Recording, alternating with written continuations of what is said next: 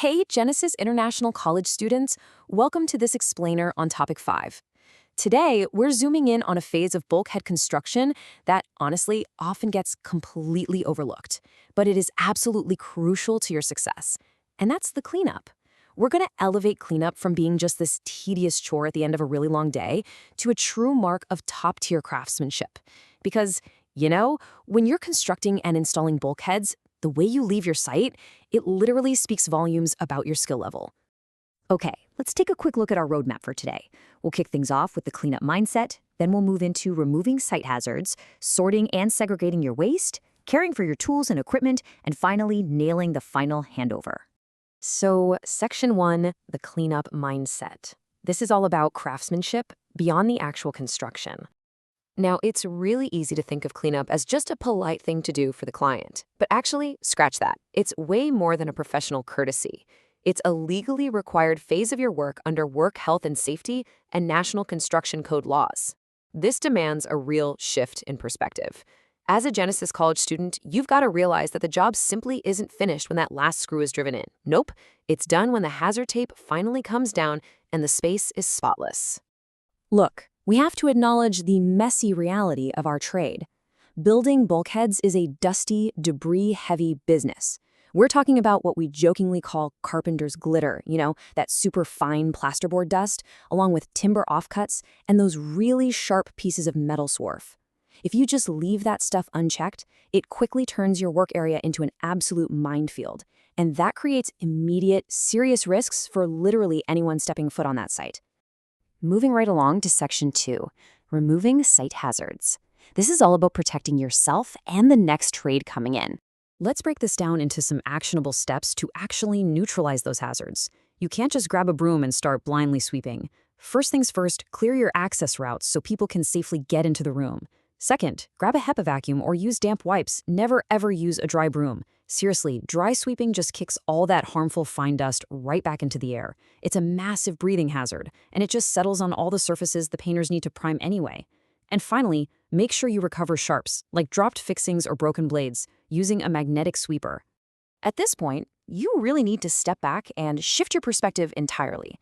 Look at your work area the exact way a painter or a homeowner would look at it. Is it genuinely safe for them to walk in and immediately start working or inspecting? A clean site is a safe site, guys. Leaving it in a ready-to-work state is absolutely the hallmark of a true professional. All right, Section 3 is sorting and segregating waste, because keeping those streams clean saves both money and the environment. Handling waste smartly, it's just as important as measuring your materials correctly in the first place. This is where your professionalism directly protects the project's bottom line. The big secret to efficient sorting is setting up your labeled bins right from the get-go. Don't wait until you've got this massive, unmanageable pile in the middle of the room. When you separate materials right at the point where you generate them, you save time, you stop good materials from accidentally going into the skip, and you maintain a much, much safer working footprint. So, let's break down the actual waste streams on a typical bulkhead job. The most crucial point to remember here is keeping our streams pure. For plasterboard, that means absolute zero contamination. No plastic wrap, no timber, and definitely no food scraps in the plasterboard bin. For timber, you've got to separate any treated timber from your clean, untreated pine offcuts. And for metals, like your steel tracks or beads, you need to safely bundle those sharp ends and store them way out of foot traffic. Getting to zero contamination means these materials can actually be recycled rather than hitting the site with crazy expensive landfill fees. By committing to this pretty simple waste management sequence, you're really demonstrating a high-level understanding of a building material's full life cycle. So what's the plan? You confirm the site waste plan, you stage your bins early, and you actively maintain purity. Taking just a few extra seconds to rip the plastic wrap and tape off materials before you toss them, it's a tiny habit, but it makes a massive difference. Let's pivot to Section 4, tool and equipment care. We're talking about inspecting, tagging out, and properly storing your gear. We all know a carpenter is only as good as their tools, right?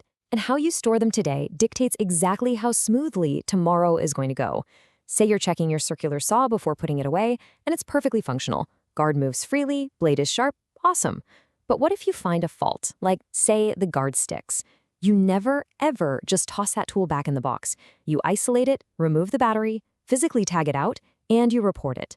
Leaving a damaged tool for someone else to blindly discover the next morning, that's a massive safety violation. And hey, it's not just power tools that need your attention.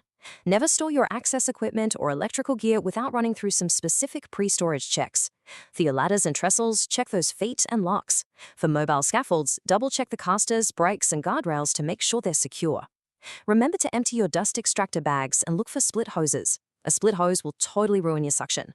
And always run your hands along your extension leads to check the insulation. And make sure those test tags are current. You want to guarantee they are 100% safe for the next worker. Finally, that brings us to Section 5, the final handover. This is all about leaving a professional legacy. This right here is the ultimate test of your craftsmanship and your responsibility on the job site. Doing a thorough, final visual sweep is your absolute best defense against a super embarrassing and costly callback from the site supervisor. So walk it through, from the entry straight up to your bulkhead. Are the walkways completely cleared to their full width? Is visible dust completely gone from the skirting boards? Have you gathered up all those tiny, loose screws into a sharps tin? Make sure your cords are coiled up nicely and double-check that any temporary covers over penetrations in the floor or walls are locked down and clearly marked. As we wrap up this explainer, I really want to leave you with a final, provocative thought to take with you in your Genesis College studies.